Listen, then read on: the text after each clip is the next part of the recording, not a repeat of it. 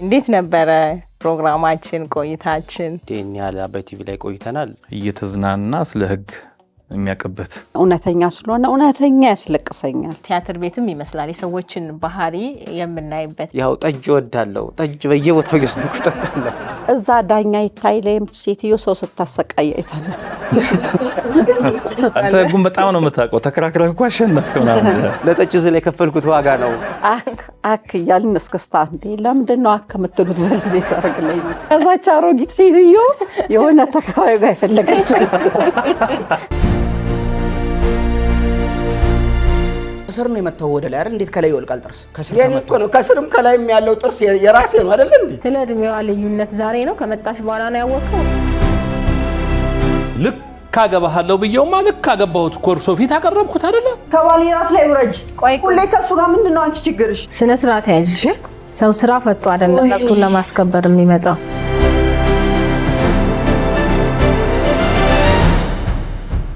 ሰላም እንዴት ዋላችሁ? ዳኛ ይታይ ፕሮግራም ተከታታዮቻችን እንደምንሰነበታችሁ፣ ሳምንታችሁ እንዴት ነበር? ያው እንደሚታወቀው የዳኛ ይታይ ፕሮግራም ከችሎት ወጣ ብለን ይህ ፕሮግራም በማህበረሰቡ ዘንድ ምን አይነት በጎ ተጽዕኖ አሳድረዋል? አስተማሪ ነው ወይ? በቀጣይ ሲዝናችንስ ምን አይነት የህግ ክርክሮችን እናካት ብለን የተለያዩ የማህበረሰብ ክፍሎችን አስተያየት እየጠየቅን እንደሆነ ይታወቃል። እንግዲህ ዛሬም ደግሞ በዚሁ በኔ ፕሮግራም ላይ በተለያዩ የህግ ክርክሮች ላይ በትወና ብቃታቸው በጣም ጎበዝ የሆኑ አርቲስቶቻችን አብረውኛሉ ማለት ነው። እንግዲህ እንደሚታወቀው ይሄ ፕሮግራም የተለያዩ የህግ ክርክሮችን ወደ እናንተ ወደ ውድ ተመልካቾች እያቀረበ በጣም በጎና ጥሩ አስተማሪ የሆነ በማህበረሰብ ውስጥ ጥሩ ተጽዕኖ ያሳደረ ፕሮግራም ነው። በዚህ ፕሮግራምም እንግዲህ የሴቶች ጥቃት፣ የህፃናት ጥቃት፣ የስነ ተዋልዶ፣ የቤተሰብ ህግ፣ የውርስ ህግ፣ የአሰሪና ሰራተኛ የተለያዩ በማህበረሰባችን ውስጥ ሊከሰቱ የሚችሉ ጉዳዮችን ወደ እናንተ እያቀረብን ቆይተናል። ይህም ደግሞ በጣም አስተማሪ መሆኑን ከተለያዩ አስተያየት ከሚሰጡን ማህበረሰቦች ተረድተናል ማለት ነው። እንግዲህ ዛሬ አሁን እንደምትመለከቱት አጠገቤ አብሮኝ የሚሰራው አቃቢ ህግ ዳኛ ታምራት አለ። ታሜ፣ ማሚ ያለች፣ ልዩ ጋሽ ብሬ ያሉ። አዎ ጋሽ ብሬ ነው እንለው። አንቲ ያለ፣ ትዕግስት፣ ማሚ ያለች፣ እሉ አለች። እሉ ተዋናይ ብቻ አይደለችም፣ የዚህ አባይ ቲቪ ሜካፕ አርቲስት ናት። እንግዲህ ሁልጊዜ በፕሮግራሞቼ እንደዚህ አምሮብኝ ፕሮግራሜን እንድሰራ የምታደርገኝ እሉ ናት። እንግዲህ ሁለት ሙያ ነው ያላት ማለት ነው። እንኳን ደህና መጣችሁ። እንኳን ደህና ቆየሽ። እንግዲህ ያው ስለ ፕሮግራማችን ትንሽ እንላለን ማለት ነው። እንግዲህ ያው ከኔ ጋር ብዙ ጊዜ አብራችሁኝ በብዙ ጉዳዮች ላይ ተውናችኋል ማለት ነው እና በእርግጥ ያው እናንተ ብቻ አይደላችሁም፣ ፕሮግራሙ ረጅም ጊዜ የሄደ ፕሮግራም ነው እና በጣም ብዙ አርቲስቶች ናቸው በዚህ ፕሮግራም ላይ የተሳተፉት። እንግዲህ ሁሉንም አርቲስቶች ዛሬ በዚህ ፕሮግራም ማቅረብ የማይቻል ስለሆነ ነው ይህንን ፕሮግራም በተለያየ በሙያ ብቃታቸው ያገዙኝ እንግዲህ በቤታችሁ ሆናችሁ ለምትመለከቱኝ ይሄን ፕሮግራም ላይ ተሳትፎ ላረጋችሁ ሁሉ እንግዲህ ካላችሁበት ምስጋና ይድረሳችሁ ላለሁኝ። እንግዲህ ያው ከካሜራ ጀርባም በጣም ብዙ ባለሙያዎች አሉ። ለእናንተም ምስጋና ይድረሳችሁ ላለው።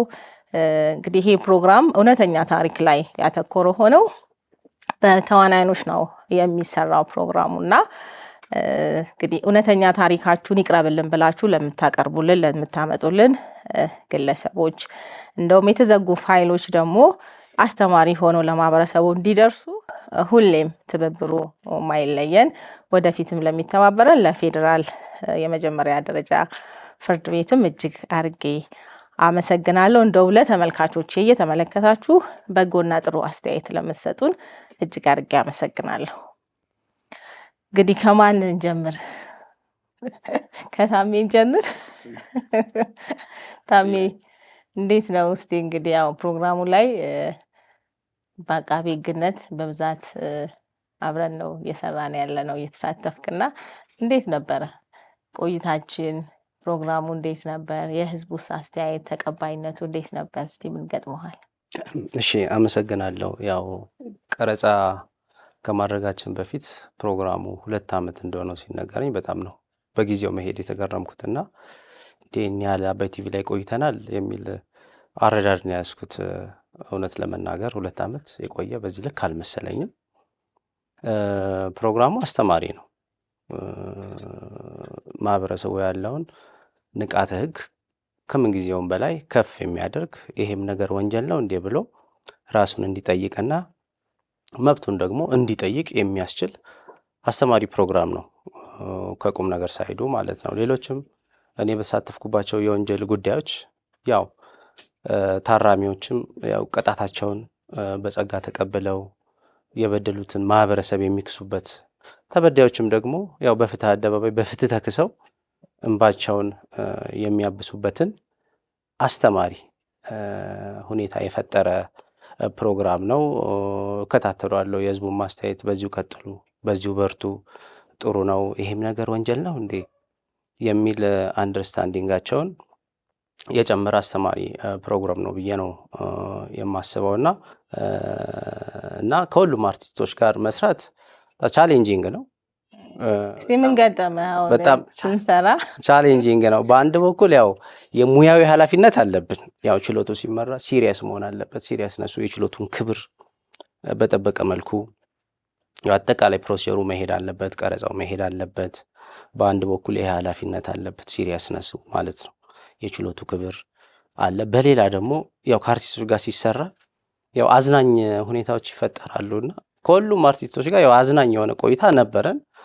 ኦፍኮርስ ቀረጻ ላይ ግን ያልቻልኩት ከስንታየው ከይ ነበረው የኮሜዲያን ስንታየው በቃ እስካሁን ድረስ በቃ የቻይልድሁድ የልጅነት ሚሞሪየም ስለሆነ እና የሱም በተፈጥሮ አለ። በቃ ኮሜዲ ነው ከልቡ። ገና ሊናገር ሲል አካል ጉዳት የደረሰበት ጠጅ ቤት ውስጥ ቀረጻውን እንትን ለማለት ወደ 3-4 ጊዜ ነው ቀረጻው የተቋረጠውና ጉዳት የደረሰበት ጠጅ ቤት ውስጥ ነው። አካል ጉዳት፣ ከባድ አካል ጉዳት 555 እንለዋለን በእኛ የህግ ቋንቋ።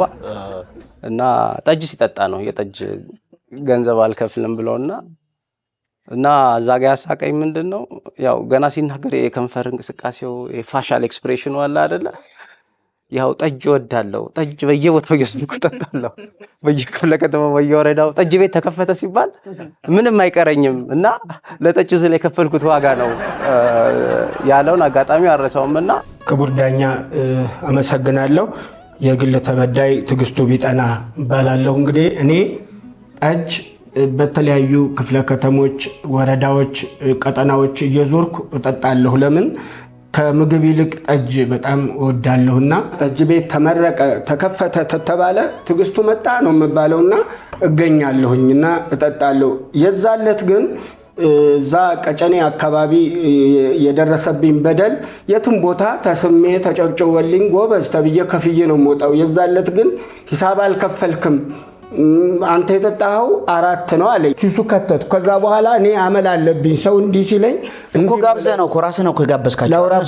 ላውራ እዛም አጠጣ ብሎ ነው የመታኝ። አሁንም አታወራ እና ሰው እንዲህ ሲለኝ እኔ እንዲህ ላለሁ። ከዛ ዙሪያውን እንዲህ ብለህ 14 ጋር እንደዚህ እያልካል ነበር እንዴ? እንዲህ ስትላቸው ነበር እኮ አይደል? በመሃል እነሱ እንዲህ ሲሉኝ እኔ እንዲህ ነው አመሌ ነው። እኔ የትም ቦታ ያቀኛል ሰው አይጠጣም።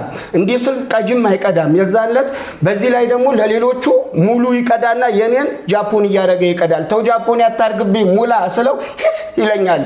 ሰው አያይም፣ ታዳሚም አያይም እና ወደ 3-4 ጊዜ ነው ቀረጻው የተቋረጠውና ኢቭን ከቀረጻውም ተመልሰን ስንገባ ቪዲዮን ወደ ኋላ ተመልሶ ማየት ይቻላል። ዩቲዩብ ላይም ስላለ የሆነ የሳቅ ገጽታዬ ከፊቴ ሁሉ አይጠፋም ነበርና እንደምንም በከፍተኛ ቻሌንጅ ነው ያንን ቀረጻ የጨረስኩት። ይሄንን አረሰውም።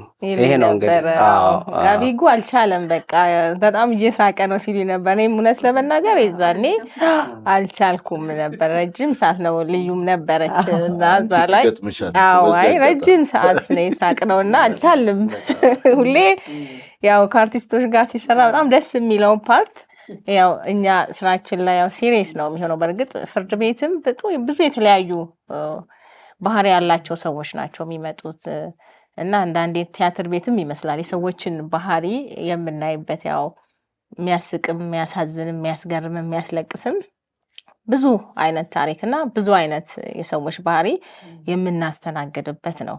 ፍርድ ቤትም ግን እዚህ ጋር ስንመጣ ደግሞ ትንሽ ዘና የሚያደርገን አዝናንቶን ስራ የምንሰራው ነው ይሄኛው ችሎት እና ደስ ይላል። ኃላፊነት አለብን። በቀጣይ ሲዝናችን የተለያዩ በማህበረሰቦች ውስጥ የሚከሰቱ ጉዳዮችን ከታች እስከ ትልቅ ድረስ ከትንሽ እስከ ትልቅ ድረስ አስተማሪ የሆኑትን ለማምጣት አለብን። አስተያየት በጣም እንደዛ እያሉን ነው እና ውሰድ ኃላፊነት እንወስዳለን። ከአንትዬ ልጀምር።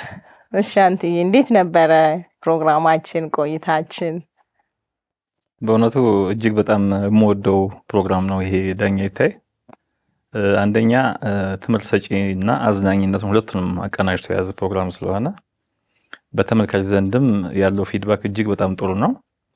እሰማለሁ ብዙ ጊዜ ያው በዚህ በአርት ውስጥ ስለነበርኩኝ ብዙ ይሰሯቸው ከዳኛ ይታይ ፕሮግራም ላይ አሉና እንደውም አንዳንዴ ከሳሽም ተከሳሽም ሆኜ ስሰራ እውነት የሚመስላቸውም ሰዎች እየደወሉ ያናግሩኝ አጋጣሚም አለና በጣም ብዙ ተመልካች ያለው ጥሩ ፕሮግራም ነው። ሕግን አለማወቅ ከተጠያቂነት አያድንም። ስለዚህ ማህበረሰባችን ስለ ሕግ ጠለቅ ያለ እውቀት ሊኖረው ይገባል። እያንዳንዱ የማህበረሰብ ክፍል ደግሞ በትምህርት ቤት ገብቶ ሕግ ክፍል ገብቶ ተምሮ የሚወጣበት አጋጣሚ ስለሌለ እንዲህ አይነት ፕሮግራም መኖሩ እየተዝናና ስለ ሕግ የሚያውቅበት አጋጣሚ ስለሆነ እጅግ በጣም ጥሩ ፕሮግራም ነው ብዬ ነው የማስበው። በዚህ ፕሮግራም ውስጥ አብላጫው በእርግጥ የሚነሱት የፍትሐ ብሔር ጉዳዮች፣ የስራ ክርክር፣ የቤተሰብ፣ የውርስ የመሳሰሉት ኬዞች ናቸው። እንደሚታወቀው የፍትሐ ብሔር ጉዳይ በጣም ውስብስብ ነው። ኮምፕሌክሲቲው በጣም ሀይ ነው ከወንጀልም የበለጠ። በዛ ምክንያት ይመስለኛል እዛ ላይ ትኩረት የተሰጠበት። ምክንያቱም በወንጀል ላይ ያው ወንጀል መሆኑን የማይታወቅ ግን ወንጀል የሆኑ ነገሮች በእርግጥ ይኖራሉ። ግን አብላጫው ማህበረሰቡ የሚያውቃቸው መግደል ወንጀል እንደሆነ፣ ድብደባ ወንጀል እንደሆነ፣ ስርቆት ወንጀል እንደሆነ ሞር ስለሚያውቃቸው ዓመቱን ሙሉ በይበልጥ በፍትሐ ብሔር ላይ አተኩሮ የተሰራው እንደኔ ጥሩ ነበር ብዬ ነው የማስበው። በቀጣይ ግን የተመልካችን ሀሳብ በመውሰድ ወንጀልን ቢካተት ችግር የለውም። ምክንያቱም የፍትሐ ብሔር ጉዳይ በጣም ውስብስብ ነው። ብዙ እኛም ራሳችን አርቱ ላይ ቆይተን የማናውቀውን ራሱ እየተማርን የሄድንበት ሁኔታ አለ።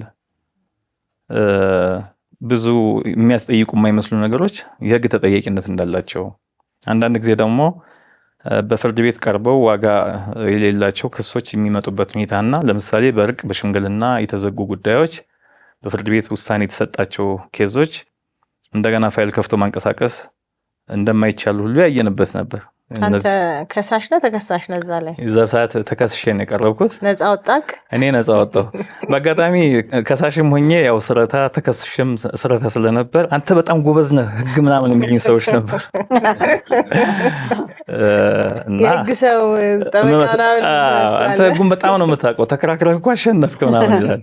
ዞሮ ዞሮ እዛ የተሰጠንን ካራክተር ገጸ ባህሪ እንደምንጫወት ያው ብዙዎች እንትን አይሉም እና ሞር ድባቡ ሲታይ እውነትነት አለው። አንደኛ ዳኛ ይታይ በሙያውም ራሷ ዳኛ ስለሆነች በችሎትም በሌላም በስራ ቦታ ላይ የሚያቃሰው አለ። እንደገና ደግሞ ሴቲንጉ ራሱ በትክክለኛ የችሎት እንትን ያለው ስለሆነ ኬዞቹ ደግሞ እውነተኛ ኬዞች ናቸው። ያው በአርቲስቶች ይቅረብ እንጂ እውነተኛ ታሪኮች ስለሆኑ እንትኑ ህይወት አለው። ቀጣይ ምን አይነት ክርክሮችን እናካትት? እንግዲህ እናንተ ረጅም ጊዜ አብራችሁ ስለተወናችሁ ብዙ አስተያየቶችን ትቀበላላችሁ ብዬ አስባለሁ ከሌላው ማህበረሰብ እና ምን አይነት የህግ ክርክሮችን ብናካትት ትላለህ? ባይዘወይ አብላጫው አሁን ማህበረሰቡን ተች የሚያደርጋቸው እንትኖች አሉ፣ ኬዞች በይበልጥ አሁን በተለይ በአሰሪና ሰራተኛ ብዙ ኬዞች ይነሳሉ። በጣም በርካታ ሰራተኛውም መብቱን የማያውቃቸው ብዙ ነገሮች አሉ። እንደውም ብዙ ጊዜ በአሰሪዎች ነው በደል እየደረሰባቸው የምናየው። ሞስትሊ መሬት ላይ ያለው ነገር ህጉን ካለማወቅ፣ ህጉን ቢያውቁ ግን መብታቸውን እንዴት ኤክሰርሳይዝ ማድረግ እንዳለባቸው ቢያውቁ ብዙ ሰራተኞች ከመፈናቀል ከመጎዳት ራሳቸውን ያድናሉ ብዬ አስባለሁ። ሌላ በቤተሰብም ጉዳይ ብዙ ክርክሮች አሉ የሚነሱ ከንብረት ጋር ከውርስ ጋር የተያያዙ እና እነዚህ አይነት ኬዞች ያው ቢቀጥሉ ጥሩ ነው የምለው። ምክንያቱም ብዙ ልምድም የሚገኘው ከዛ ውስጥ ነው ብዬ አስባለሁ። ስለዚህ የፍትሐ ብሔሩን ደግሞ ተጠናክሮ ቢቀጥልና ከወንጀል ደግሞ እንደተባለው ወንጀል የማይመስሉ ግን ወንጀል የሆኑ ድርጊቶች እየተመረጡ ቢቀርቡ ጥሩ ይመስለኛል። ጥሩ እናመሰግናለን። ወደ ማሚ ልዩ እንዴት ነበረ ቆይታችን? እንግዲህ ፕሮግራሙ በጣም ፕሮግራሙ አስተማሪ ፕሮግራም ነው። በእውነተኛ ታሪክ ላይ የተመሰረተ ስለሆነ እኔ እንደውም እየተወንኩኝ የተወሰነባቸው ሰዎች የሚያሳዝኑኝ ጊዜ የተከሰሱት ሰዎች ደግሞ ራሳቸው ተከሳሾቹም ብቻ እውነተኛ ታሪክ ስለሆነ ያንን አስባለሁኝ እና በቃ የደረሰባቸው ነገር ሁሉ እያሳዘነኝ ነው የምሰራው እና በእውነተኛ ታሪክ ላይ መመስረቱ ስራውን ትክክል በእውነተኛ ታሪክ ላይ ከመመስረቱ ሌላ ዳኛዋ ደግሞ የእውነተኛ ዳኛ ስለሆነች ታሪኩ እውነተኛነቱ ደስ ይለኛል። ለምን አስተማሪ ነው። ሰው ላይ የደረሰ ነገር በሰው ህይወት ላይ ያጋጠመ ነውና በዚህ ደስ ይለኛል። ሌላው እኔ ስሰራ ብዙ ጊዜ የሚያስለቅሰው እያስለቀሰኛ እውነተኛ ስለሆነ እውነተኛ ያስለቅሰኛል እና እንደ ቅድም እሱ እንዳነሳው አንድ ሰርግ ነበረኝ። ልጄ ልድር ነውና እና ሀብታሙ ኮሜዲያን ሀብታሙ ናቸውና ከነሱ ጋር መስራት አይቻልም። እኔ ደግሞ ያስቀኛልና እንዴት እንስራው ዘፋኝ እንትን ሆነው ምንድነው ባንድ ሆነው ለሰርግሽ ለልጅሽ ሰርግ አስታወስኩኝ። ከዛ አክ እያልን እስክስታ እንዴ ለምንድን ነው አክ የምትሉት? በጊዜ ሰርግ ላይ ነው ጭቅጭቁ። አክ የምንለው የዘፈኑ ፓርት ነው። አክ ሰው እየተመገበ እንዴት አክ ትላላችሁ ነው። የእስክስታው ፓርት ነው ይሄ። አክ ሽክ ነው ምናምን እያልን ነው። አክ አይደለም። አንቺ ደግሞ ምግብ ሰው እየተመገበ እንዴት አክ ትላላችሁ አይነት ቱ ደረሰኛም ባንዳችን እናዋቀርን ባንድ ዘመናዊም ባህላዊም ማረግን እኔ ስጀምር ሁሌ ሰው ጭር ካለ ድብር ካለው እንዲዝናና እንዲፍታታ ለብዬ ነው የምጀምረው። ከዛ ሰው ላይ አሉኝ በጆሬ ሰው ላይ አሉ ኧረ የዘፈኑ ባህሪ ነው ብዬ ስል አቋርጥ ተብሎ አይጀመርም ሲል እንዲሁ አጥኩት አቋርጡ። ለክርስትና ይባላል መቼም የዛሬ ዓመት ለክርስትና ይባላል አይደል? ለክርስትና እንመጣለን ገና ስል ማናባክ ጠራ መጣው። እኔ ሰውን ነው ለክርስትና እንመጣለን ገና ይባላል ማናባክ ጠራ። ዛሬ እኔ ሆኜ ነው ያቆየውህ እንጂ አሁን ዘፈንኩኝ ይሄን ሁሉ ታዳሚ እያስቀየምክ ነው አሉኝ። እሱ በቃ መስራት አቃተን። እኔም ስቃለው እሷም ተሰቃቀቀው። ያው እዛን ቀን በጣም ከባድ ነበር። እንዴት እንበልና እነሱስ እንትኑ ሙዚቃውንም ሳጠኑ የልጄንም ስም በደንብ ሳጠኑ እዛ ሰርጉ ላይ የሌላ ልጅ ስም ጠራ። የኔ ስም አልተጠራም፣ የባለቤት ያልተጠራም ነው ጭቅጭቁ። እና ይሄ በጣም አዝናኝም አስተማሪም የነበረ ፕሮግራም ነበር። ብሮ ሸባ ይበል ይባላል ሰርግ ላይ። ብሮ ሸባ የሚባለው ትግል ላይ ነው አይደለም? ቀብድ ሲሆን ነው ብሮ ሸባ። ሙሉ የወሰደ ሰው እንዴት ብሮ ሸባ ይብላ? ብሮ ሸባ ይላል። እኛ ባሰራሩ እኮ እናውቀዋለን። የራሳችን ደግሞ ምናምን በመሃል ብሮ ሸባ ምናምን ይላሉ በሩቁ። ከርዕሱ ውጪ ካልሆነብኝ ደግሞ ዳኛ ይታይ እኔ በቃ በስነ ምግባሯ በጣም እና እኔ ሁል ጊዜ ቤተሰቦች ምን አይነት የሆኑ ብዬ ወደ ኋላ አስብሻለሁኝ። እና እኔ ብዙ ጊዜ ሰው በጣም ስነ ስርዓት ሲኖረው ያሳደገው ቤተሰብ ነው የሚታየኝና እኔ ሁል ጊዜ ቤተሰቦችሽን አስባቸዋለሁ። እንዴት አድርገው አሳድገዋት ይሆን? ትምህርት ቤት አካሄድሽ እንደዚህ ሁሉ አስብሻለሁ። ምክንያቱም ሰው ይሄን ያህል ጊዜ አብሮ ሲኖር እኔና እሷን ከትወና ውጭ የሚያገናኙን ስራዎች አሉ እና አንድ ቀን አታስቀይምህም፣ አንድ ቀን ሰው ከማክበር ውጭ እና ይሄ ዳኛ ሊላበሰው የሚገባው ትክክለኛ ስነ ምግባር አይቼብሻለሁና በዚህ በጣም ደስተኛ ነኝ። ስለዚህ ምን እናካት ወደፊት ያው ህዝቡ ምን ይሉሻል? ያው አንቺ እንዳልሽውም ትወና ብቻ አይደለም፣ ከዛም ብዙ ስራዎችን አብረን እንሰራለን ከጀርባና ለዚህ ፕሮግራም እነዚህ ሰዎች ጥሩ ናቸው እያልሽ በጣም መልካም እናት ነሽ። ሁሌ አመሰግንሻለሁ። እግዚአብሔር ያክብርልኝ፣ እግዚአብሔር ይስጥልኝ። ምን ይካተት? ያው አንቺ ብዙ ትተውኛለሽ፣ ከብዙ አርቲስቶች ጋር ከብዙ ባለሙያዎች ጋር ትገናኛለሽ እና ምን ይላሉ? ምንስ ወደፊት እናካት?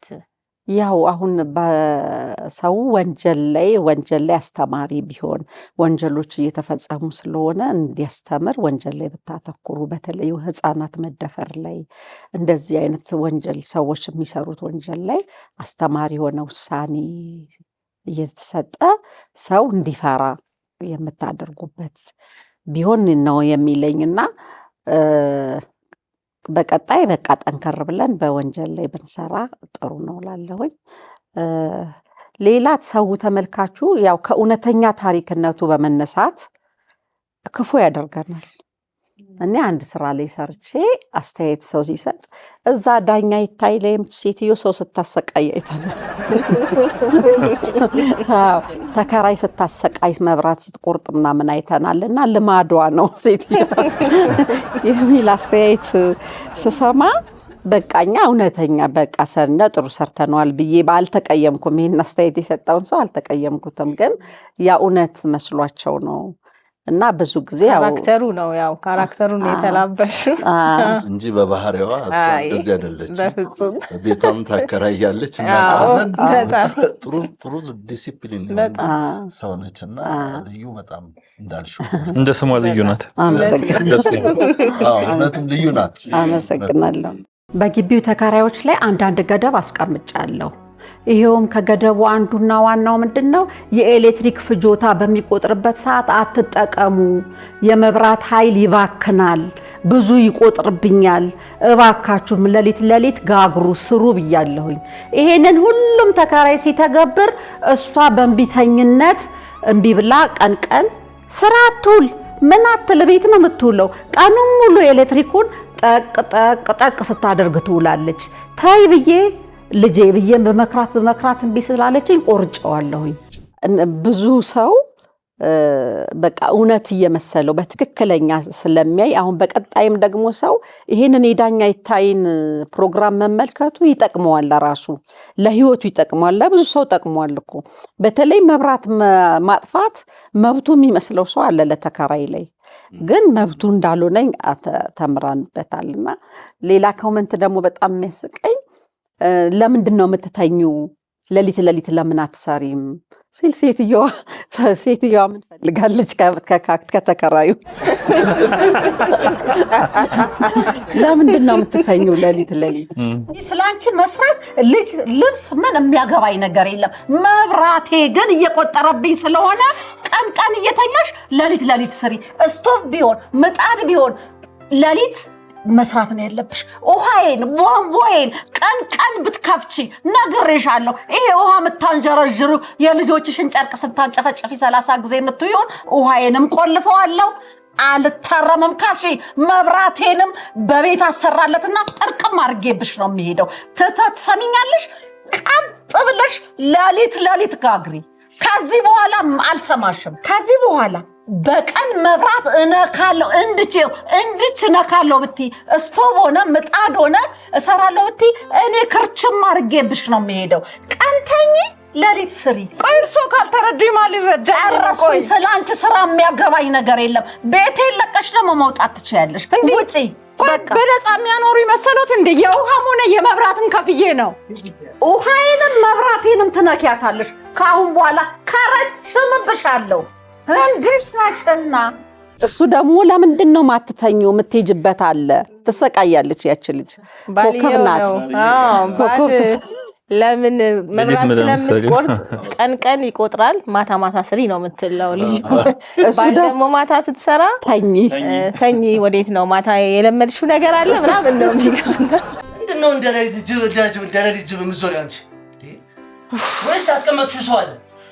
ቀን ስራሽን ጨርሰሻት ግን ምን ወደ ቤት? ኧረ ተው እንደዚህ አትበል። እኔ ማንን አስቀምጣለሁ? እሺ በአሁን ሰዓት እኔ ወዴት ስሄድ አይተኸኝ ታውቃለህ? ኧረ ተው አንተ ካልተረዳኝ እሺ እኔ አላውቅም እሺ ማናችሁ የምትረዱኝ እኔ ይሄ ከዚህ በፊት የሌለብሽን ባህሪ አሁን ጀምረሻል እኮ እሳቸው ናቸው እኮ ዛሬ ስንተኛ ቀንሽ መሆንሽ ነው እቂ መብራት ይቆጥራል አሉኝ እኮ እኔ ስለ መብራቱ አይመለከተኝም ልጆቹስ እስቲ ያቸው ተኝቶ አያሳዝኑሽም ወይስ የለመድሽው ነገር አለ ምንድነው መለምደው ምን አዲስ ነገር አለ ምን አዲስ ነገር አለ እንደዛ ባህሪ የለብሽ ነበር የለመድሽው ነገር አለ ከዚህ በኋላ አልኩሽ ከዚህ በኋላ ከመሸ ከዚህ ቤት ንቅንቅ ካልሽ እኔ አርገኝ በቃ እኔ አርገኝ ከዛች አሮጊት ሴትዮ የሆነ ተከራዩ ጋር የፈለገችው ኮሜንት ላይ ነው ከስንት አንድ ሰው እንደዚህ አይነት ባህሪ አስተማሪነቱ እዚህ ላይ ነው እና አስተማሪ ነው እውነት መብታችን የሚመስለን ብዙ ነገሮች ግን መብታችን እንዳልሆኑ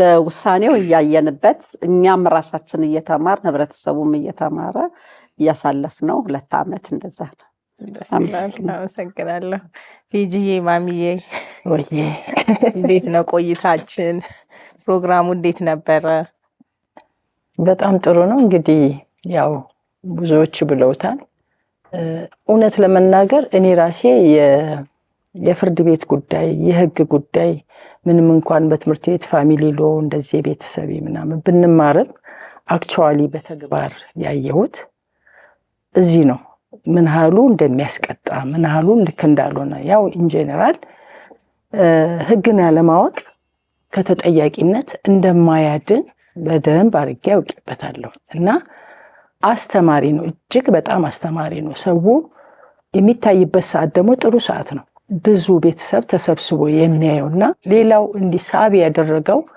እውነተኛ በሰው ልጆች በኑሯችን የሚገጥም ነገር ነው የሚታየው በኑሯችን በጎረቤታችን በመስሪያ ቤት በፊት ያየነው አሁን የሚሰራው እና እነዚህ ነገሮች ስለሚታዩ በተጨማሪ ደግሞ እንደተባለው ሂዩመሪንግ ወይም ደግሞ ቀልድ አስመስሎ ነገር ግን ህይወት ያለው ነገር እየተዘራበት ስለሆነ ሰውን እያዝናና እያዋዛ ነው ድርቅ ያለ ነገር አሁን ህጎች በመጽሐፍ ቅዱስም አሉ አትስረቅ አታመንዝር አትዋሽ እናት አባትን አክብር ይሄ ሁሉ እኮ የመጽሐፍ ቅዱስ ነው እነሱ በሙሉ በንስሐ የሚጸዱ ናቸው ያንን ፕራክቲካሊ አምጥቶ ዓለም ላይ እዛ የተከለከለውን እዚህ በተግባር እየፈጸመው ነገር ግን ወንጀል ደግሞ መሆኑን በዓለምም የምንገዛበት ህግ አለ እና እነዛን ህጎች በትክክል እንድናውቅ ያደረገ አስተማሪ ፕሮግራም ነው እኔ እጅግ በጣም በግሌ ተምሬበታለሁ እና በጣም ጥሩ ነው ይቀጥል ይበልላለሁኝ እንደውም ተጨምሮ ሌላም ነገር አድርጎ ቢመጣ ደስ ይለኛል እና ብዙ ነገር ነው ሰው ያወቀበት ነው የተማረበት ነው አዝናኝም ነው በጣም ቆንጆ ፕሮግራም ነው እዚህ ላይ ሳልናገር ማላልፋው ያንቺ ስብና ነው እውነቴን ነው አሁን ለምሳሌ ክርክር ላይ ምናምን ላይ አንዳንድ ጊዜ ተበድሎ የመጣ ሰው ይሆዱን ነው መጥፋት የሚፈልገው ተበድሎ የመጣ ሰው በዳዩ ደግሞ ካያያዝ ይቀደዳል ካነጋገር ይፈረዳል አይነት ነገር ስለሆነ በተቻለ ወንጀሉን ደብቆ እንትኑን ለማሳመን የሚሄድበት ርቀት ከፍተኛ ነው ያንን ሁሉ በትግስት ስታልፊ እኔ እኮ ታንታክትክ ያለው ስላንቺ ግን በትግስት አልፈሽ ነው በደንብ እንግዲህ ይሄ ማለት ምን ያህል በቦታው እኔ ምን ያህል እንደቆየሽ አላቅም ግን ጥሩ ስብናና ሰዎችን ሁለቱንም ከማስጠንቀቅና ከማስተማር ውጪ እንትን ምትዩ ነገር የለምና ይሄ ራሱ ትልቅ በቃ ፍርድ ቤት እንዳንፈራ ምናምን ነገር የሚያደርግ ትልቅ ስብና አለሽና እሱንም ሳላነሳ አላልፍም ቆንጆ ፕሮግራም ነው አስተማሪ ነው አመሰግናለሁ ያው እንግዲህ ፍርድ ቤት ላይ ብዙ ጊዜ ይሄ የኔ አንዱ የፕሮግራም ዓላማም በማህበረሰቦች ውስጥ የሚከሰቱ አለመግባባቶች በህግ እንዴት ይፈታሉ የትኛው ስህተት ወይም ጥፋት ያስቀጣል የትኛው አያስቀጣም የሚለውን ያው ዳኛ መሆን የልጅነት ህልሜ ነው የተበደለን መካስ ወዲያው በቃ ሰው ተበድሎ ወዲያውኑ አልቅሶ እንባው እንዲታበስ እፈልጋለሁ ምናልባት አባቴም ፖሊስ ስለነበረ እያየው ያደግኩት እንደዛ አይነት ነገር ነውና ፖሊስ መሆን ነበር ምፈልግ ነበርና ግን ያው ፍትህን የሚሰጠው ከፖሊስም ደግሞ ፖሊስ የምርመራ ሂደቶችን ምናምን አደራጅቶ ለፍርድ ነው የሚያደርገውና ፍርድ የሚሰጠው ደግሞ ዳኛ ነው ፍርድ ቤት ነው ስለዚህ ፍትህ ለመስጠት ዳኛ መሆን አለብኝ፣ ዳኛ ለመሆን ህግ ማጥናት አለብኝ ብዬ ነው። ከዛ ደግሞ ፍርድ ቤት ላይ የሚቀርቡ ተከራካሪ ወገኖች በጣም የተለያዩ ናቸው። በቸልተኝነት፣ ባለማወቅ፣ በፍርሃት በብዙ መንገድ መብቶቻቸውን ያጣሉና እዛ ጋ ችሎት ላይ የተወሰነ ሰውን ልንመክር እንችላለን። ያው ሰዓት የለም፣ ለሌላ ጊዜ ይሄን አትከተል፣ ይሄን አታድርግ፣ ይሄ እንደዚህ ነው ልንል እንችላለን። ግን ለሁሉም ማህበረሰብ ተደራሽ አንሆንም። እዛ ጋር ለመጡት ለተከራካሪ ወገኖች ነውና ለምን ይሄን ፕሮግራም አልጀምርም? ምክንያቱም ያው ተደራሽነቱ እስከ ዓለም ስለሆነ ሁሉም ሰው ያየዋል። በማህበረሰቡ ዘንድ የሚያስከስስና ማያስከስስ፣ የሚያስቀጣና ማያስቀጣው የቱ ነው የሚለውን ነገር እንደ አንድ የህግ ባለሙያም እንደ አንድ ማህበረሰብም ማህበራዊ ግዴታዬን ከመወጣት ፍትህ ሲሰፍን ደስ ስለሚለኝ ህልሜም ስለሆነ ነው ይሄንን ፕሮግራም የጀመርኩትም አንዱ ዓላማ እሱ ነው። ሌላው ደግሞ ያው ሰው ችሎት ላይ በጣም ይፈራል። ያው ታሜም ዳኛ ነውና ችሎት ላይ ሰው ፍርድ ቤት ሲመጣ ፍርድ ቤትን በጣም ነው የሚፈራው። ይሄ ከጉዳዩ በላይ የፍርድ ቤቱን ክብር በጣም ያስጨንቀዋል። በእርግጥ ፍርድ ቤት መከበር ነው ያለበት፣ መፈራት አይደለም። ምክንያቱም የትኛውም ተቋም ያው መስሪያ ቤታዊ ህግ አለው። ሰው አክብሮ ነው ሄዶ መገልገል ያለበት። ፍርድ ቤት ደግሞ ድባቡም ራሱ እንደዚህ ሲገባ ያስፈራል። እኔ ዳኛ ከሆንኩኝ በኋላ አንድ ጊዜ ለጓደኛዬ ምስክር ለመሆን እጄ ልክ ስቆም ደነገጥኩ በጣም ማለት ነው። እና ያስፈራ አይመስለኝም ነበረ በፊት። ልክ እዛ ስገባ በጣም ነው ያስደነግጠው እና ለካ ሰው የሚፈራው ለዛ ነው የሚለው ነገርም ውስጤ ያለና ያው እኛ እዛ ጋር ያለነው ዳኞች ነን። ሰዎች ሀሳባቸውን በደንብ በነፃነት ሳይፈሩ ከገለጹ ፍትህም አይዛባም። ምክንያቱም እድል መስጠት አለብን፣ ማዳመጥ አለብን። አንዳንዴ በደንብ ስናዳምጥ ለምንሰጠው ፍትህም የምናገኛቸው ከዛ ሰው ማስረጃዎች አሉ። እኔ ዳኛ በደንብ አዳማጭ መሆን አለበት ነው የምለው። ይሄ በጣም ትልቁ ነገር ማዳመጥ ነው። ሰው ብሶት ነው የሚመጣው። ሁለቱንም ወገን ማስደሰት አይቻልም። በፍርድ በስምምነት ካልሆነ በፍርድ ማስደሰት አይቻልም። የግድ ለአንዱ ወገን ነው ፍርድ የሚሰጠው። ግን ብዙ ጊዜ የተፈረደበት ሰውም ጥፋቱን አምኖ ፍርዱን ተቀብሎ እንዲሄድ ማድረግ ያለብን እኛ እዛ ጋር የተቀመጥነው ዳኞች ነን ብዬ አስባለሁ። ፍርድ ቤት በስነ ስርዓት መጥቶ ሳይፈራ አክብሮ ሳይፈራ መብቱን አስከብሮ ሀሳቡን ገልጾ መሄድ አለበት ብዬ ሁል ቀን አስባለሁ እና እዛ ጋር ያለኝ በስነ ስርዓት ይሄ በችሎቴ ላይ ያለኝ ነገር ነው እዚህ ጋር ያለው። ያው ሰው መማር ስላለበት ከመቅጣት ደግሞ ማስተማር ይቀድማል። ስለዚህ ብዙ ጊዜ በማስጠንቀቂያ አልፋለሁ እና ብዙ ሰው እንደው ለምን ታስጠነቅቂያለሽ አትቀጭም እንዴ ምናምን የሚለኝ ሰው አለና ብዙ ጊዜ ከመቅጣት ማስተማር ይቀድማል። ያው ቅጣቶች አሉ፣ ችሎት ላይ የተከለከሉ ተግባራቶች አሉ። ግን ሁሉም ሰው ፍርድ ቤትን አውቆ የችሎት ስነ ስርዓትን አውቆ አይደለም የሚመጣው። የመጀመሪያ ቀን ፍርድ ቤት የቀረበ ሰው እንደዚህ ብለህ ቆምክ፣ እንደዚህ ብለህ አረክ ብለን ከቀጣ ነው ዳግም አይመጣም። ግን አስጠንቅቀን አስተምረነው ከሄደ ግን ለሌላው ማስተማሪ ይሆናል። ሌላ ጊዜም ሲቀርብ ደግሞ ያንን ስነ ስርዓት አይከተልም። አንዳንድ ሰው ደግሞ አውቆም ያጠፋል። ፍርድ ቤትን ስነ ስርዓት እያወቀ ባለሙያዎች አሉ ለምሳሌ እና አንዳንዴ ህግ ባናቅም ህገ ልቡና አለን አይደል እንዴ? ስለዚህ አውቆም ያጠፋን ያው አንመክረውም። ከመከርነው ጭራሽ እያባባስንበት ነው የሚሆነው እና እሱን ደግሞ በምክር ሳይሆን በቅጣት ማስተማር መቻል አለብን። ግን ሁሉም ሰው ፍርድ ቤት ሲቀርብ የፍርድ ቤትን ስነስርዓት ስለማያውቅ ስነስርዓቱ ምንድን ነው የሚለውን ነገር እያስተማርን ብንሄድ ጥሩ ነው በሚለው ነው።